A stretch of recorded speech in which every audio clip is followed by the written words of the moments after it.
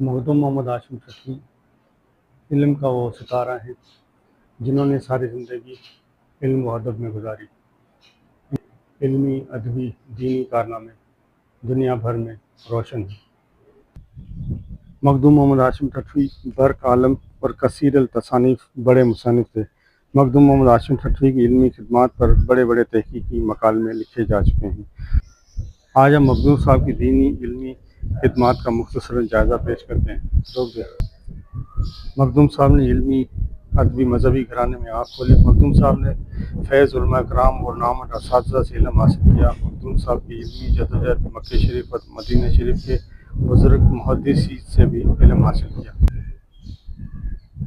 मखदूम मोहम्मद हाशिम ठठी आलिम दीन, इनके वाइस और तकरीर और दर्स व तदरीस से मुतासिर होकर लातादाद लोग मुसलमान हुए। इनकी तसानीफ़ व तालीफ़ अरबी, फ़ारसी, सिंधी ज़ुबानों में मौजूद हैं। इन्होंने कुरान, तफसीर, सीरत, हदीस, फ़िक़्ह, अरकान इस्लाम समेत कई इस्लामी मौज़ूआत पर कुतुब तहरीर की।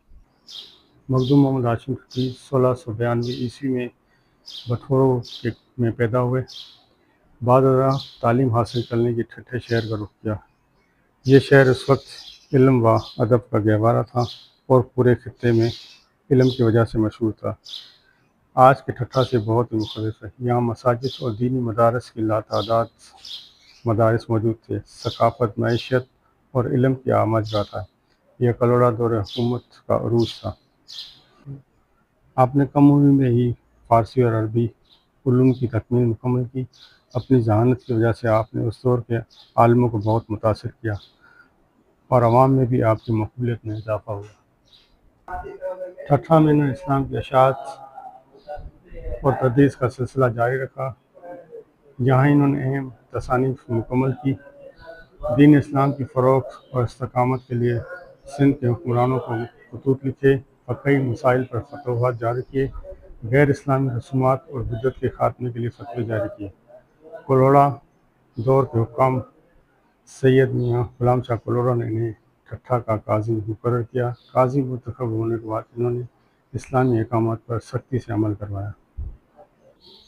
सिंध के मारूफ मुसन्निफ़ मौक़िफ़ पीर असामुद्दीन राशिदी के मुताबिक मखदूम मोहम्मद हाशिम ठठी ने 125 किताबें तहरीर की, जबकि हज़ारों की तादाद में मुख्तलिफ़ तहरीरें अलग हैं। मखदूम साहब की ये तहरीर सिंधी, अरबी और फ़ारसी में थी।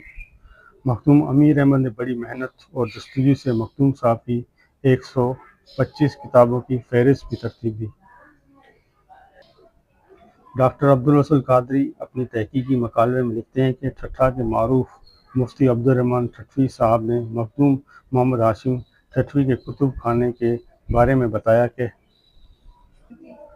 इब्तदाई हालात के बारे में तो इल्म नहीं, तमाम साल पहले ठट्ठा में शदीद बारिशें हुई। हर किसी को अपनी फ़िक्र हो गई। मखदूम साहब के घराने में ख़वातीन के सिवा और कोई न था। ख़वातीन ने ये किताबें महफूज मकामात पर मुंतकिल न कर सकीं। इन हालात में झंडे वाले पीर में से कोई पीर साहब मखदूम मोहम्मद हाशिम ठठी की किताबें ऊँटों पर लाद कर अपने साथ ले गए।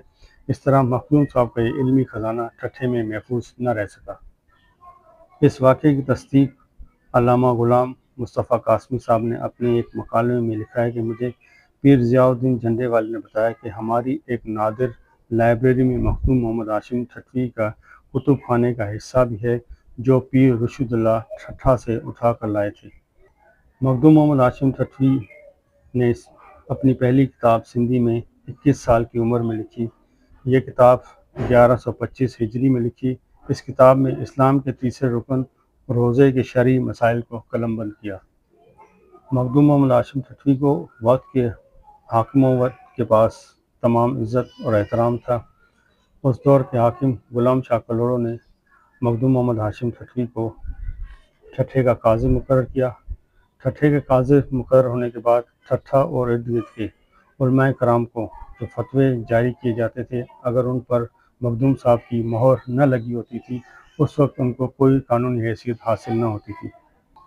मखदूम मोहम्मद हाशिम ठठी वो पहले मुसन्निफ़ थे जिन्होंने सिंध से मोहब्बत में एक किताब लिखी जिसका नाम मदह नामा सिंध था। इस किताब में उन्होंने वतन से मोहब्बत, सिंध की शान पर एक बेहतरीन किताब लिखी। मखदूम साहब पहले आलिम थे जिन्होंने सिंध के दिफा में یہ کتاب لکھی۔ مخدوم صاحب نے قرآن پاک کی تفسیر کے حوالے سے بھی بہت بڑا علمی کام کیا۔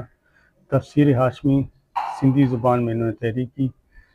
سندھی زبان میں قرآن پاک کی یہ پہلی تفسیر تھی جس کو لکھنے کا اعزاز مخدوم محمد ہاشم ٹھٹوی کو حاصل ہوا۔